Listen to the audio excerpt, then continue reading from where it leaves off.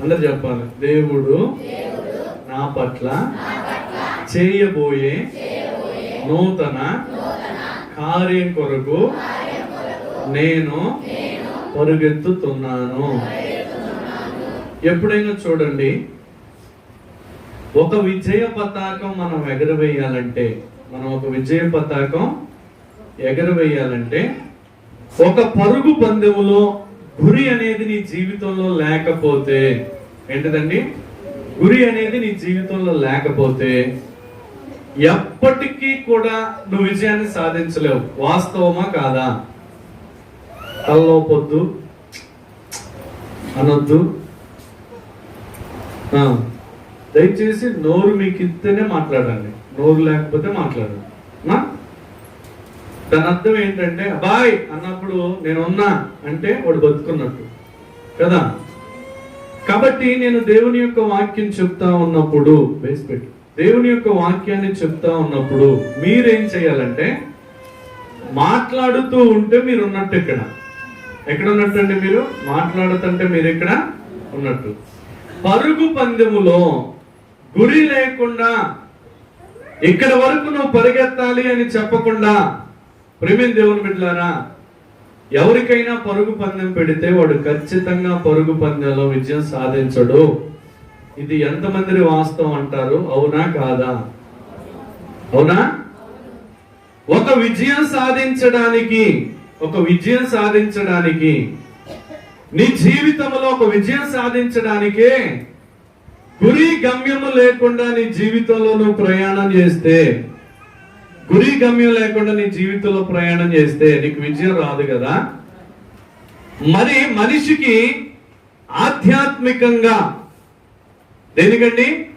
ఆధ్యాత్మికంగా నీ జీవితంలో గురి గమ్యం అనేది లేకపోతే, నీకు దేవుడిచ్చిన వాగ్దానాలు గాని, దేవుడి జీవితంలో అద్భుతాలు జరిగించడం గాని, దేవుడి జీవితంలో సూచక్రియలు జరిగించడం గాని, నువ్వు బలమైన సాక్షిగా మారడం గాని జరిగే పని అంత మాత్రం కూడా కాదు.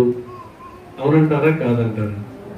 ఇలా నీవు కూడా నీ జీవితంలో దేవుడిచ్చేటువంటి ఆశీర్వాదాలు గాని, దేవుడిచ్చేటువంటి మేలులు గాని, దేవుని ద్వారా ఆధ్యాత్మికంగా నీ జీవితంలో ఒక విజయాన్ని సాధించి ఆ విజయము గొప్ప సాక్షిగా నువ్వు తయారవ్వాలంటే నీ ఆధ్యాత్మిక జీవితంలో కూడా గురి గమ్యం అనేది ఉండాలి. చెప్పండి అందరూ కూడా. ఏముండాలండి? గట్టిగా చెప్పాలి. ఏముండాలి మీకు? ఆ గురి గమ్యం ఏంటంటే, ప్రేమైన దేవుని బిడ్డలారా, ఒకటి దేవుడే చెప్తా ఉన్నాడు. ఏమనంటే, నేను మీ పట్ల ఒక అద్భుతాన్ని చేయడానికి సిద్ధంగా ఉన్నాను. చెప్పండి అందరూ కూడా. ఏం చేయడానికి సిద్ధంగా ఉన్నాను? అద్భుతాన్ని చేయడానికి నేను సిద్ధంగా ఉన్నాను. పొందుకోవడానికి నువ్వు సిద్ధంగా ఉన్నావా?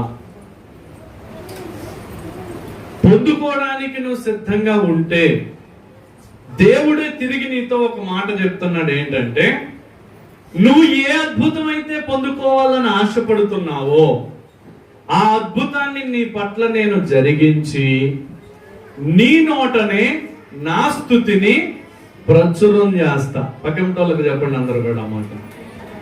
మన నోట అని చెప్పండి. నీ నోట ఏంటి? మీరు చెప్పుకునేటప్పుడు ఎట్లా చెప్పుకోవాలండి? మన నోట దేవుడు గొప్ప కార్యము జరిగించి మన నోట తన స్తుతిని ప్రచురము చేస్తాడు. అయితే ప్రేమైన దేవుని బిడ్డలారా, దానికి నువ్వు నేను చేయవలసింది ఏంటి అంటే, ఒకటి దేవునితో నడవాలి. చెప్పాలందరూ కూడా. ఒకటి దేవుడితో నడవాలండి. రెండవది దేవుణ్ణి ప్రేమించాలి. రెండోది ఏంటిదండి?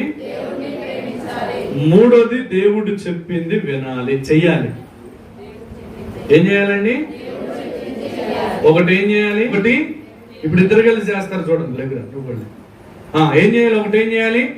ఆధ్యాత్మిక జీవితంలో నీ పట్ల దేవుడు గొప్ప కార్యం చేయాలంటే, నీ పట్ల ఆశ్చర్యక్రియ దేవుడు చేయాలంటే, నీ పట్ల దేవుడు సూచక్రియలు చేయాలంటే, ఆధ్యాత్మిక జీవితంలో నువ్వు పెట్టుకున్నటువంటి గురి, నువ్వు పెట్టుకున్నటువంటి గమ్యము నువ్వు చేరాలి అంటే, అనగా ఉదాహరణకు సేవకుడైన నేను సేవ పరిచర్య ప్రారంభించినప్పుడు ఒక గురి అనేది నాకు ఉంటుంది కదా. కొన్ని సంఘాలు కట్టాలి, కొన్ని సంఘాలకు సువార్త ప్రకటించాలి, కొన్ని వేల ఆత్మలు దేవుని వైపు త్రిప్పాలి అనే ఒక ఆలోచనతో, ఒక గురితో నేను ఏ రీతిగా ప్రయాణం చేస్తున్నానో, ఆ ప్రయాణంలో దేవుడు ఈ రీతిగా గొప్ప విజయాలు ఇస్తున్నాడు కనుక మీ జీవితాల్లో కూడా గొప్ప విజయాలను దేవుడు ఖచ్చితంగా ఇస్తాడు. కానీ ప్రతి దానికి కూడా నువ్వు పరుగు పెడతావు, అవునా కదా? ప్రతి దానికి కూడా నువ్వు పరుగు పెడతావు. దేనికంటే ఈ సంవత్సరం కూలి బాగా ఉంది, డబ్బులు బాగా రావాలంటే పొద్దున్న లేచిన దగ్గర నుంచి దేనికోసం మనం పరుగు పెడతామండి? క్యారేజ్ కట్టుకోవాలి, పనికి వెళ్ళాలి, రూపాయి సంపాదించుకొని రావాలి. కష్టపడుతున్న క్రమంలో, ప్రయాసపడుతున్నటువంటి క్రమంలో డబ్బులు వస్తాయా రావా? క్యారేజ్ కట్టుకొని పోయి తోటలో పని చేస్తే సాయంత్రానికి డబ్బులు ఇస్తారా ఈరా? అంటే ఆ విజయం సాధించినట్లా కాదా? చెప్పాలందరూ కూడా మాట్లాడాలి. విజయం సాధించినట్లా కాదండి? కదా? ఉద్యోగం కోసం చదువుతారు, వ్యాపారం కోసం ప్రయాసపడతారు, అన్నిటి కోసం పరుగు పెడతావు కదా. మరి అన్నిటిలో నువ్వు పడిన కష్టాన్ని బట్టి, నువ్వు పడిన ప్రయాసను బట్టి, నువ్వు పెట్టిన పెట్టుబడి బట్టి నీ జీవితంలో అనేకమైన వాటిల్లో విజయం సంపాదిస్తున్నావు కదా. ఆధ్యాత్మిక జీవితంలో మరి విజయం సంపాదించవా? ఆధ్యాత్మిక జీవితంలో విజయం సంపాదించవా? ఇందాక సంధ్యం ఒక మాట అన్నది కదా, 2 నెలలు అవుతుంది నేను మందిరానికి రాక, కానీ నేను ఈ మందిరంలో చేసిన పరిచర్య, సండే స్కూల్ టీచర్గా నేను నేర్చుకున్న వాక్యాలు, సేవకునికి విధేయత చూపించి మేము చేసిన భక్తిని బట్టి 2 నెలల్లోనే 5 సాక్ష్యాలు పట్టుకొచ్చింది కదా. ఎన్ని సాక్ష్యాలు పట్టుకొచ్చిందండి? 2 నెలల్లోనే ఎన్ని సాక్ష్యాలు పట్టుకొచ్చింది? గట్టి చెప్పట్లా. 5 సాక్ష్యాలు పట్టుకొచ్చింది కదా. ఎన్ని నెలలకి? పెళ్ళయి వాళ్ళ ఇంటికి వెళ్ళి మందిరానికి రాని 2 నెలల్లో కదా. మరి నీ జీవితంలో సంవత్సరాలు మందిరానికి వస్తున్నావు, సంవత్సరాలు వాక్యం వింటున్నావు. నిజంగా మొదట్లో అమ్మ నీకేమన్నా సమస్య ఉందారా అని నేను అడిగాను. ఏ సమస్య లేదు కానీ బాబాయ్, మా ఇంట్లో ఆడబిడ్డలు ఉన్నారు, పాపం పెళ్ళైంది, బిడ్డలు ఉన్నారు, భర్త వదిలేశాడు, వాళ్ళు కలిసే ఉంటారు కాబట్టి భార్యాభర్తలుగా మేము కలిసి బయటికి వెళ్ళాలన్నా, ఏదన్నా మేము మాట్లాడుకోవాలన్నా కానీ పాపం వాళ్ళని చూస్తుంటే మాకు బాధ వేసేది. అలా ఉండడం దేవుని చిత్తం కాదు కదా. నేను ఈ మందిరంలో ఎదిగిన బిడ్డను కనుక మీరు ప్రార్థన చేయండి, నేను ప్రార్థన చేస్తాను, దేవుడు గొప్ప కార్యం చేస్తాడు అన్నది. దేవునికి మహిమ కలుగును గాక. సరే తల్లని నేను, సంధ్యమ్మ, అలాగే ప్రవళిక, మేమందరం కలిసి ఆ కుటుంబం కొరకు ప్రార్థన చేసాం. బిడ్డలారా, దాదాపు ఒక 6 సంవత్సరాలు అవుతాం వాళ్ళు వెళ్ళిపోయి, అవుతా 5 సంవత్సరంన్నర పాటు ఇంతవరకు వీళ్ళకి వాళ్ళకి సంబంధాలు లేవు. చివరికి విడిపోదాం అనుకున్నటువంటి ఆ వ్యక్తులను దేవుడు ఏం చేశాడండి? దేవునికి మహిమ కలుగును గాక.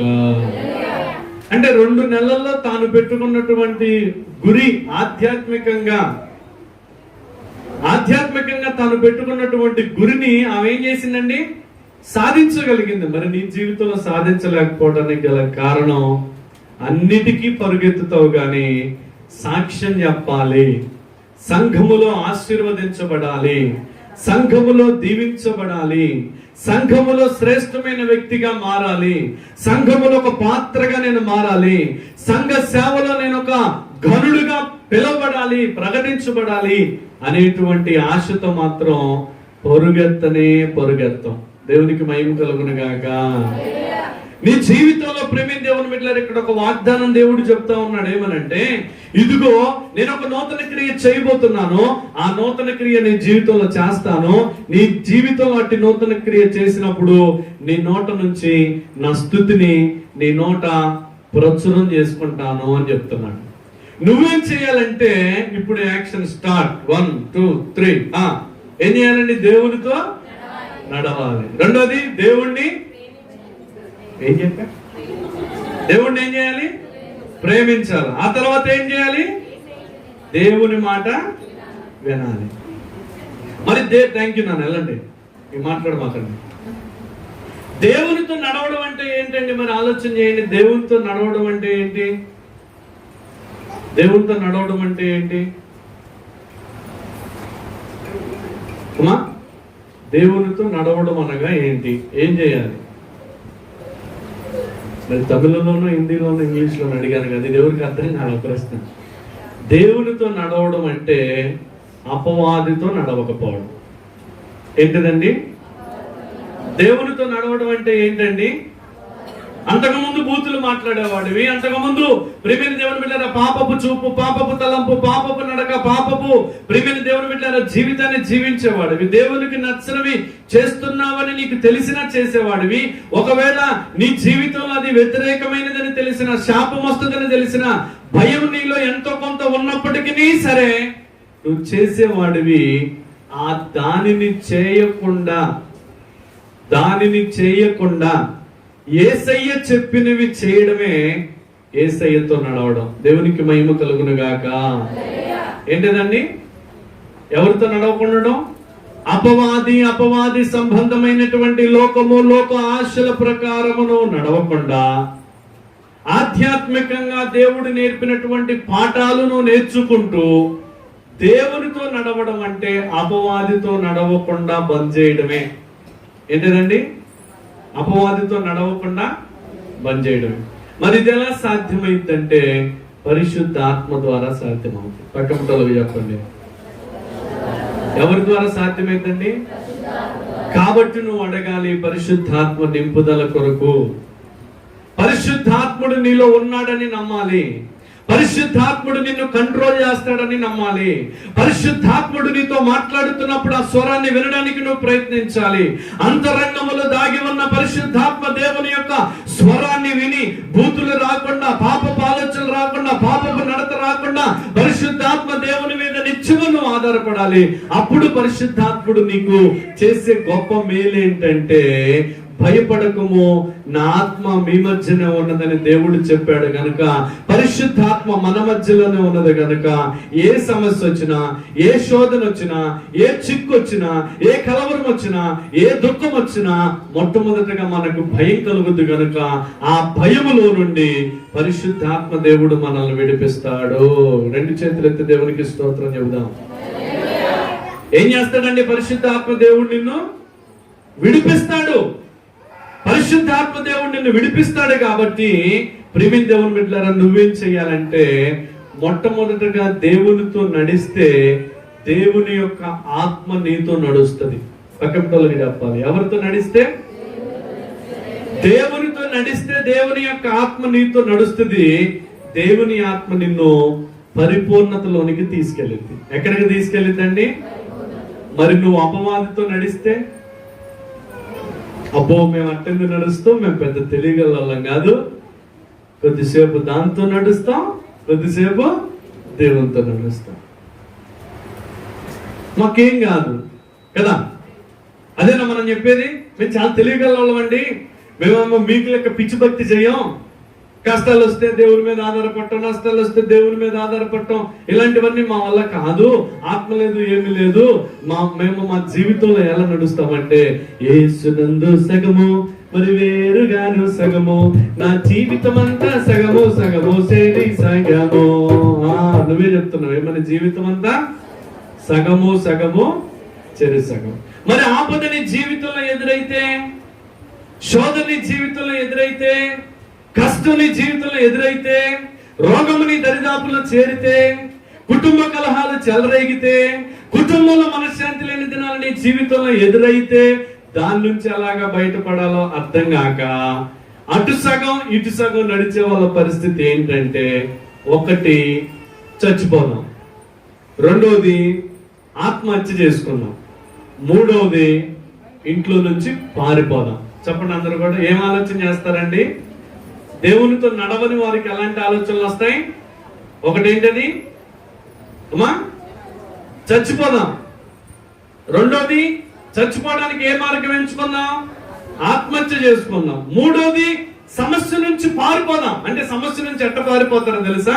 కొంతమంది ఇంట్లో భయంకరమైన సమస్యలు ఉంటాయి, పిల్లలకి కుటుంబంలో తినడానికి కూడా ఏమీ ఉండదు, కానీ ఆ సమస్యని మర్చిపోవడానికి ఏం చేస్తారంటే భయంకరంగా తాగేస్తారు, పారిపోతారన్నమాట. ఇంటి నుంచి పారిపోయి తాగుతారు. ఏం చేస్తారండి? తాగిన ఎడల తమ కట్టడలను మరుతురని బైబిల్లో ఉంది. తాగితే తన కట్టడలను మరుతురని బైబిల్లో ఉంది. అయితే ప్రేమిన దేవుని ప్రజలారా, వీళ్ళు ఎక్కడికి పారిపోతారంటే అపవాది దగ్గరికి వెళ్ళిపోతారు. ఎక్కడికి వెళ్తారండి వాళ్ళు? అపవాది దగ్గరికి వెళ్తారు. కానీ అది శాశ్వతమైన పరిష్కారంగా మారదు. ఇంట్లో బాగుందని బయటికి వెళ్తాడు, బయట మత్తు చేత నింపబడతాడు. ఆ మత్తులో ప్రేమిన దేవుని బిడ్డలారా కొంతసేపు సమస్యను మర్చిపోతాడు. ఆ మత్తులో ఇంటికి వచ్చి పడుకుంటాడు, మళ్ళా పొద్దున్నే లెగుస్తాడు. ఎక్కడేసినటువంటి సమస్యలు మళ్ళా అక్కడనే ఉంటాయి. ఎక్కడేసినటువంటి శోధనలు అక్కడనే ఉంటాయి. సమస్య ఇల్లు దాటిపోయిందా? రోగం ఇల్లు దాటిపోయిందా? బాధ ఇల్లు దాటిపోయిందా అంటే ఖచ్చితంగా దాటిపోలేదు. మరి నీకు సమస్య దాటిపోయే మార్గం కావాలా? నువ్వు ఆ సమస్య నుంచి పారిపోయే మార్గం కావాలా? చెప్పండి, ఏ మార్గం కావాలి? గట్టిగా చెప్పాలి. పారిపోతావు. కొంతమంది తప్పించుకుంటారు. తప్పించుకున్నంత మాత్రాన తప్పిపోద్దా? పారిపోయినంత మాత్రాన తప్పిపోద్దా? లేదు. నువ్వు ఒక్కడవే ఆత్మహత్య చేసుకొని చచ్చినంత మాత్రాన సమస్య పోద్ది అనుకుంటున్నావా? నువ్వు ఒక్కడవే ఈ భూలోకంలో మరణించినంత మాత్రాన నీకున్న సమస్య పోద్ది అనుకుంటున్నావా? నీకు అసలు ఆత్మహత్య ప్రేరేపణ రావడానికి కారణం ఏంటి తెలుసా? నా దేవుడు చెప్తున్నాడు, నేను జీవింపజేయగలిగిన దేవుడును, మార్గము సత్యము జీవమైనటువంటి వాడును, నేను జీవాధిపతిని, నేను నిత్య జీవాన్ని మనుష్యులకు అనుగ్రహించిన కొరకు భూలోకములో పుట్టిన వాడనని దేవుని యొక్క వాక్యం చెప్తా ఉంటే, నువ్వు ఆత్మహత్య చేసుకొని చచ్చినంత మాత్రాన నీ సమస్యలకు పరిష్కారం దొరకదు. ఒకవేళ నువ్వు పారిపోయినంత మాత్రాన నీ సమస్యకు పరిష్కారం దొరకదు. ఒకవేళ నువ్వు మత్తుతో నింపబడి ఆ కొద్దిసేపు ఆ సమస్య పోయింది కదా అనుకొని పడుకున్నంత మాత్రాన నీ సమస్యకు పరిష్కారం మరి నీ సమస్యకు పరిష్కారం ఎక్కడ దొరుకుతుందంటే పరిష్కారం చూపించేవాడి దగ్గరికి పోతే దొరుకుతుంది. ఏంటనండి? సైకిల్ రిపేర్ వచ్చింది, బైక్ రిపేర్ వచ్చింది, కార్ రిపేర్ వచ్చింది. మనూళ్ళు ఎవరి దగ్గరికి వెళ్తే తప్పిపోద్ది అని రోగం? అమ్మా, హరీష్ అన్న దగ్గరికి పోతే పోదు కదా. ఎవరి దగ్గరికి పోతే పోద్ది? మరి మౌలాలి గారికి అడిగిపోతే బోండాలు పెడతా, టీ వస్తా, బజ్జీలు పెడతా కదా. మరి నువ్వు వెళ్ళవలసిన వ్యక్తి దగ్గరికి వెళ్లకుండా ఇంకో వ్యక్తి దగ్గరికి వెళ్తే నీకేమైనా ప్రయోజనం ఉందా? నీ బైక్ గాని, నీ కారు గాని, నీ సైకిల్ గాని రిపేర్ అవుద్దా? ఖచ్చితంగా రిపేర్ అవ్వదు.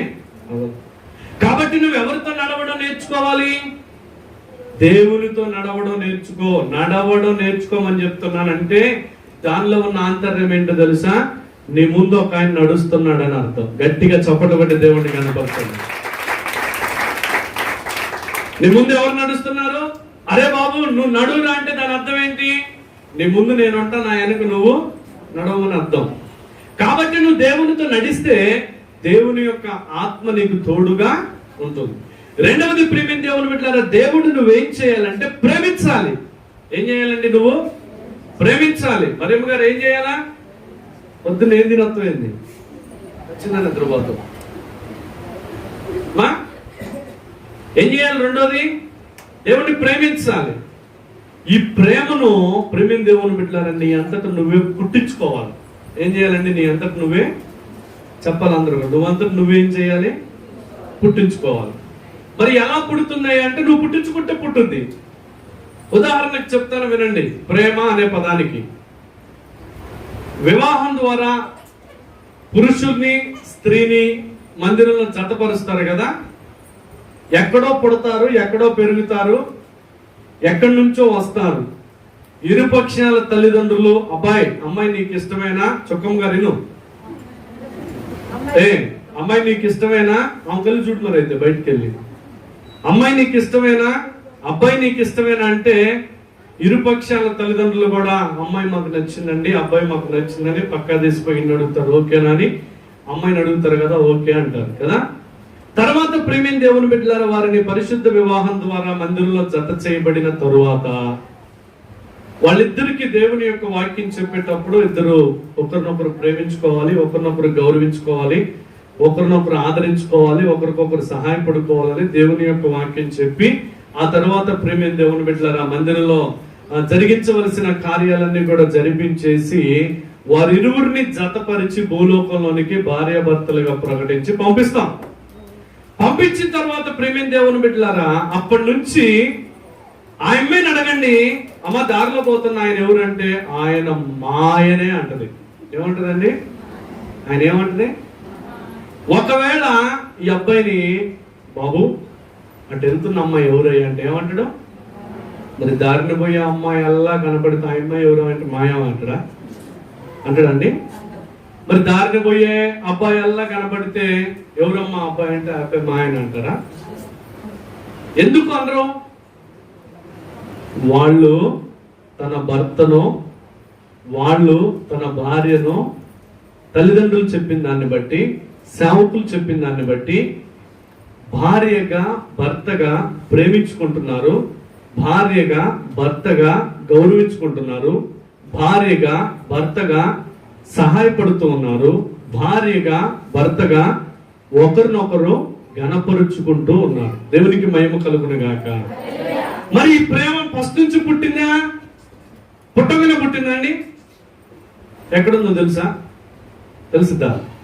పుట్టంగానే ఒక అమ్మాయికి భర్త ఎక్కడ ఉన్నాడో తెలుస్తుందా? అప్పటి నుంచి వాడి మీద ప్రేమ పుట్టుద్దా? ఒకవేళ అమ్మాయికి అప్పటి నుంచే ప్రేమ పుట్టుద్దా? ఎప్పటి నుంచి పుట్టించుకున్నారు ప్రేమని?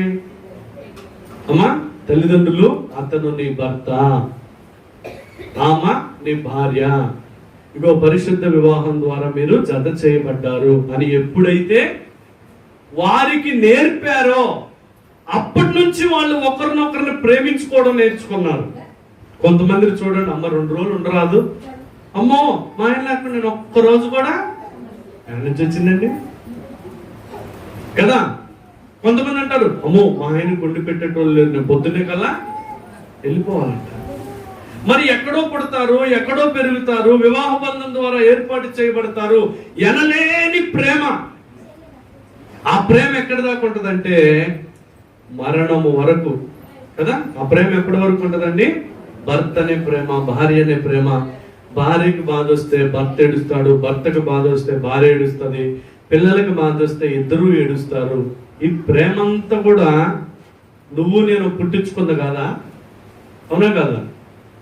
నువ్వు నేను పుట్టించుకున్నదేగా, మధ్యలో నుంచి పుట్టించుకున్న ప్రేమే కదా ఇది, భర్తగా భార్యగా. మరి ఆ ప్రేమ ఎప్పుడు విడిపోద్దో తెలీదు, ఎప్పుడు మోడుగా మిగిలిపోద్దో తెలీదు, ఎప్పుడు ఒంటరిగా అయిపోద్దో తెలీదు. ఆ ఒంటరిగా అయిపోయినప్పుడు కూడా ఒక్కొక్కసారి కోల్పోయిన వ్యక్తులు గుర్తొచ్చినప్పుడు వాళ్ళు నిన్ను ప్రేమించిన ప్రేమను బట్టి కళ్ళమ్మడి నీళ్ళు వస్తూనే ఉంటాయి కదా. వస్తాయా రావండి? ఖచ్చితంగా వస్తాయి. మరి ఎక్కడి నుంచి వచ్చింది ఆ ప్రేమ? మధ్యలో పోతాడు కదా, నువ్వు ఆయన ఎవరో ఒకరు కొంతకాలానికి పోవాల్సిందే కదా. అది తెలిసి కూడా నువ్వు ప్రేమిస్తూ ఉన్నావు. అది తెలిసి కూడా తల్లిదండ్రులు చెప్పారని, సేవకులు చెప్పారని, సంఘములో భార్యాభర్తలుగా మమ్మల్ని ప్రకటించారని ఒకరినొకరు గౌరవించుకుంటున్నారు, ఒకరినొకరు ప్రేమించుకుంటున్నారు. లోపము లేని, కల్ముషం లేని శాశ్వతమైనటువంటి ప్రేమను ఇరువురు కూడా కలిగి ఉంటున్నారు. అందును బట్టే భార్యాభర్త ప్రేమించుకుంటున్న బట్టే కుటుంబములో శాంతి, సమాధానము, నెమ్మదితో ఆ కుటుంబం నడిచిపోద్ది. దేవునికి మహిమ కలుగును గాక. ఇద్దరు ప్రేమించుకోకపోతే, ఇద్దరు సహకరించుకోకపోతే, ఇద్దరు గౌరవించుకోకపోతే, ఇద్దరు ప్రేమిని దేవుని బిడ్డలారా ఒకరినొకరు ఘనపరుచుకోకపోతే ఆ కుటుంబంలో శాంతి, సమాధానము, మనశ్శాంతి, నెమ్మది ఉంటుందా? చెప్పాలి అందరూ కూడా. ఉంటుందా అండి? ఉండదు. అంటే దీన్ని బట్టి మనకేమర్థం అవుతుంది? ప్రేమ సమాధానాన్ని, శాంతిని, నెమ్మదిని, ఆదరణను, ధైర్యాన్ని, నిరీక్షణను మన కుటుంబానికి తెచ్చి పెడుతుంది. దేవునికి మహిమ కలుగును గాక. అంటే ప్రేమ దేవుని బిడ్డలారా, మరి నీకు ఆ ప్రేమ ఎక్కడ దొరుకుద్ది? ఆ ప్రేమ ఎవరై ఉన్నారు? యేసయ్యే ప్రేమ స్వరూపి అయి ఉన్నాడు. దేవునికి మహిమ కలుగును గాక. కాబట్టి నువ్వు ఎవరిని ప్రేమిస్తే నీకు శాంతి, సమాధానము, నెమ్మది, ఆదరణ దొరుకుద్ది? భర్తను ప్రేమించావనుకో, కొన్నాళ్ళకు నువ్వు, కొన్నాళ్ళకు ఆయన ఒకరినొకరు విడిపోవలసిన పరిస్థితి వస్తుంది. ఆ ప్రేమ నుంచి ఒకరినొకరు దూరం అయిపోతారు. ఎవరో ఒకళ్ళు మాత్రమే మిగులుతారు ఈ దేశంలో. ఈ కుటుంబంలో ఎవరో ఒకళ్ళే మిగులుతారు. నువ్వు ముందు వెనక, ఆయన నీకు తెలీదు. కానీ దేవుని బిడ్డలారా, ప్రేమిస్తున్నావు కదా, మరి శాశ్వతమైన ప్రేమను చూపించి శాశ్వత ఆనందం, శాశ్వత సంతోషం, శాశ్వత నెమ్మది, శాశ్వత ఆదరణ, శాశ్వత నిరీక్షణ కలిగించి నీ కుటుంబానికి మేలు చేయగలిగిన ప్రేమాస్వరూపి అయిన దేవుణ్ణి ఎంతగా ప్రేమిస్తున్నావు నువ్వు? ప్రేమించడం అంటే ఏంటి దేవుని బిడ్డలారా? యేసుక్రీస్తు ప్రభు, అమ్మా ఓ పాపి అయిన మానవుడా, దోషం చేసిన మానవుడా, అపవిత్రతతో ఉన్న మానవుడా, నేను నిన్ను ప్రేమిస్తున్నాను అనడానికి యవన కాలంలో నీ కోసం నా కోసం ఆయన కలువరి శిలువలో దెబ్బలు తిని రక్తం కార్చి ప్రాణం పెట్టి కలువరి శిలువలో వ్రేలాడుతూ దేవుని బిడ్డలారా చనిపోయి పాతి పెట్టబడి ఆయన 3వ రోజున తిరిగి లేచాడు. అది త్యాగం. మరి నువ్వు నేను చెప్తున్నాను, యేసయ్య ప్రేమించదని అధికముగా ఆరాధించిన ఆసక్తితోని ఓ గోల్ చేసేస్తున్నావు, ఆరాధన అరిచేస్తున్నావు, చప్పట్లు కొట్టేస్తున్నావు. కానీ ఒక్కసారి ఆలోచన చేయి, యేసయ్య తన శక్తిని విడిచిపెట్టి, తన భక్తిని, తనకున్న సమస్తాన్ని కూడా విడిచిపెట్టి యేసయ్య కలువరి శిలువ నీ కోసం నా కోసం ఎక్కి రక్తాన్ని చిందించి త్యాగం చేశాడు. మరి యేసయ్యను ప్రేమిస్తున్నానని నువ్వు నేను చెప్తున్నావు, ఏం త్యాగం చేశావు? చెప్పండి అందరూ కూడా, ఏం త్యాగం చేసావండి? ఒకసారి కళ్ళు మూసుకోండి. ఏం త్యాగం చేశారు ఒకసారి గుర్తించుకోండి. బూతులు మానేవా ఆయన కోసం? పాపం విడిచావా ఆయన కోసం? కుటుంబంలో ఓర్పు కలిగి ఉన్నావా ఆయన కోసం? కుటుంబంలో సహనం కలిగి ఉన్నావా ఆయన కోసం? దేవుడు చెప్పాడని చక్కగా ఎదుటి వారికి సహాయపడుతూ ప్రేమిస్తూ దేవుని సేవలో ఉన్నావా? పొద్దున్నే లేచి దేవుని కొరకు ఏమన్నా ఒక పని చేసావా? దేవుని మందిరం కొరకు ఏమన్నా పని చేసావా? ఏం పని చేసావు? ఇప్పుడు ఒకసారి కళ్ళు తెరవండి. అందరు కుడి చేతిని పైకి ఎత్తండి. చెప్పండి, ఇప్పుడు ఏం త్యాగం చేశారు?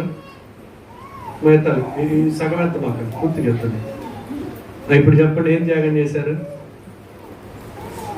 అమ్మా, త్యాగం చేశామండి.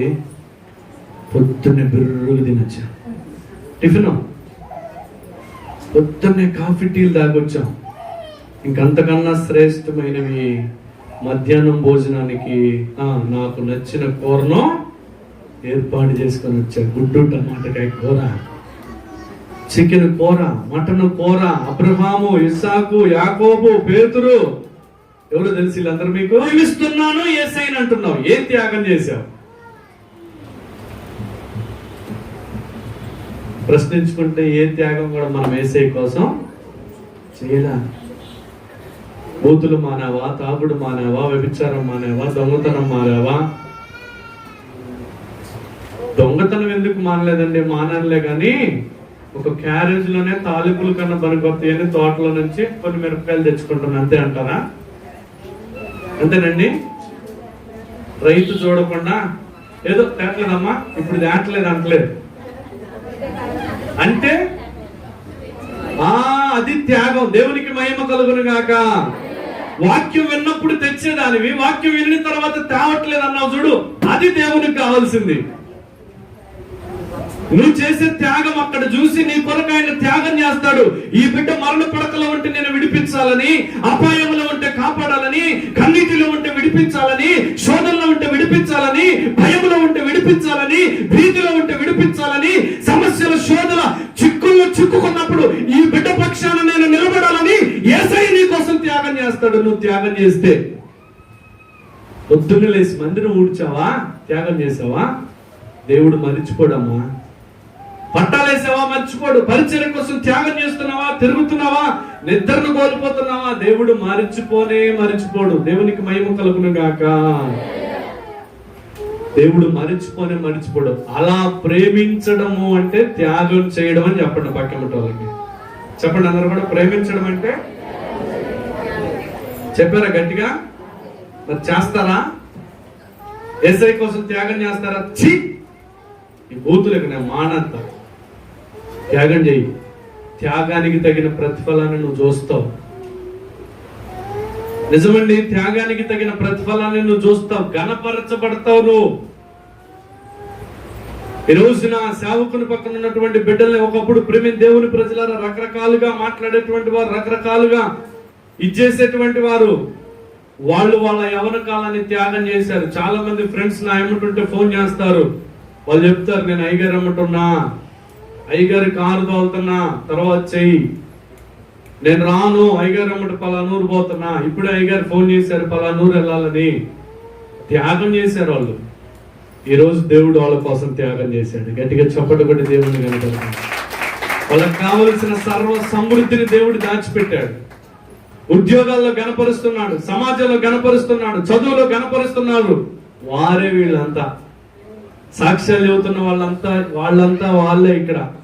ఒకప్పుడు ఫెయిల్ అయిపోయి సబ్జెక్టులు పోయి బాధతో, కష్టంతో, దుఃఖంతో, వేదనతో, కుటుంబ భారమై, పరిస్థితులు భారమై ఈ మందిరానికి చేరి ప్రార్థన నేర్చుకొని, కన్నీరు ప్రార్థన నేర్చుకొని, దేవుని ప్రేమించడం నేర్చుకొని, ఈ రోజున వాళ్ళు ఎన్ని సాక్ష్యాలు పట్టుకొని తిరగడానికి, చదువులో ఫస్ట్, సంఘములో ఫస్ట్, ఆధ్యాత్మికతలో ఫస్ట్, సమాజంలో చక్కని భవిష్యత్తు, రేపటిని గూర్చి చింతించకుండా చూసుకొని పోషించే భర్తలు ఈ రోజు వాళ్ళకు దొరకటానికి కారణం ఏంటో తెలుసా? సేవకుని మాటకు లోబడి యేసయ్య కొరకు త్యాగం చేసే వాళ్ళు యేసయ్యను ప్రేమించారు. దేవునికి మహిమ కలుగును గాక. ఏం చేయాలండి? మన గోల్ నెరవేర్చబడాలంటే ఒకటి ఏంటది? యేసయ్యతో నడవాలి. అప్పుడు దేవుని ఆత్మ నిన్ను ఆవరిస్తుంది. రెండవది, దేవుణ్ణి నువ్వు ప్రేమించాలి. మూడవది, నడుస్తున్నప్పుడు, యేసయ్యను ప్రేమిస్తున్నప్పుడు కొన్ని విషయాలు దేవుణ్ణి చెవులో ఏం చేస్తాడు? వాక్యం ద్వారానో, ప్రవచనం ద్వారానో, వాగ్దానం ద్వారానో దేవుడితో ఖచ్చితంగా మాట్లాడుతాడు. దేవునికి మహిమ కలుగును గాక. మాట్లాడిన మాటకు నువ్వేం చేయాలి? ఇప్పుడు భర్త భార్యకి జిలేబీ తెమ్మని చెప్తే ఏం చేశాడు? తెచ్చాడా లేదా? తెచ్చిచ్చాడా? సగం తినిచ్చాడా? తెచ్చిచ్చి అప్పుడు ఆయనకి పెడతా ఉంటాడు, చక్కగా తిని మూటలు తెచ్చుకొని ఎవరికి కనపడకుండా, ఆ పొట్టాలు కూడా కనపడకుండా కిటికీ ఒకటి పడేస్తారు కదా. ఎంతమంది లేరు అట్లా? అవునా కదా? అంటే నేను ఏ ఉద్దేశంతో ఆ మాట చెప్తున్నానంటే మిమ్మల్ని నవ్వించడానికి కాదు, కానీ నీతో యేసయ్య అలా సహవాసం చేస్తాడు. దేవునికి మహిమ కలుగును గాక. సహవాసం చేసి నీ చెవులో కొన్ని సీక్రెట్స్ చెప్తాడు, కొన్ని విజయ రహస్యాలు చెప్తాడు, కొన్ని సమస్యల నుంచి నువ్వు ఎలా తప్పించుకోవాలో చెప్తాడు, కొన్ని కీడుల నుంచి నువ్వు ఎలా తప్పించబడాలో నీకు చెప్తాడు. కాబట్టి దేవుడి దగ్గర ఆధ్యాత్మికంగా విజయం సాధించి నీ నోట స్తుతి ప్రచురం కావాలంటే ఒకటి ఏం చేయాలండి? దేవునితో నడవాలి. రెండో, దేవుడిని ఏం చేయాలి? ప్రేమించాలని చెప్పమాకండి. త్యాగం చేసి ప్రేమించాలి. ఏం చేయాలండి? త్యాగం చేసి ప్రేమించాలి. మూడవది దేవుని మాట వినాలి. దేవుని మాట వినాలి. అప్పుడు నువ్వు అనుకున్నటువంటి వాగ్దానం నీ పట్ల దేవుడు నెరవేరుస్తాడు. అటు కృపాటి ధన్యత పరిశుద్ధాత్మ దేవుడిని నీకు అనుగ్రహించునుగాక. అందరు లేచి నిలబడండి. ఇదిగో నేను ఒక నూతన క్రియ చేస్తా, అది నీ నోటితోనే సాక్ష్యం చెప్పిస్తానని దేవుడు నీతో చెప్తున్నాను. అందరు లేచి నిలబడాలి.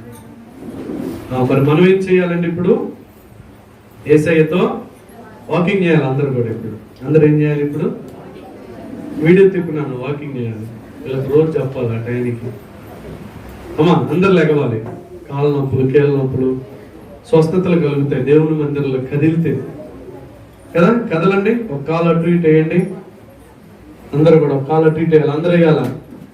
కదల్చబడిన ప్రతి కాలు ఆశీర్వదించబడును గాక. ఇప్పుడు కదులుతారు, అసలు ఊగుతారు గిట్ట. కదలాలి.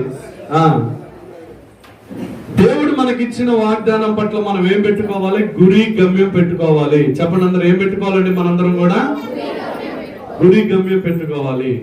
ఆ పెట్టుకున్నటువంటి గురి గమ్యం మన జీవితంలో నెరవేర్చబడాలంటే మనం ఏం చేయాలి?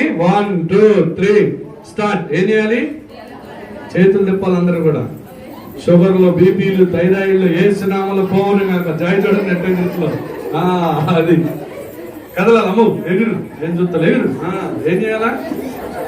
అందరు కదలాల. ఏం చేయాలని? దేవునితో నడవాలా. దేవునికి మహిమ కలుగును గాక.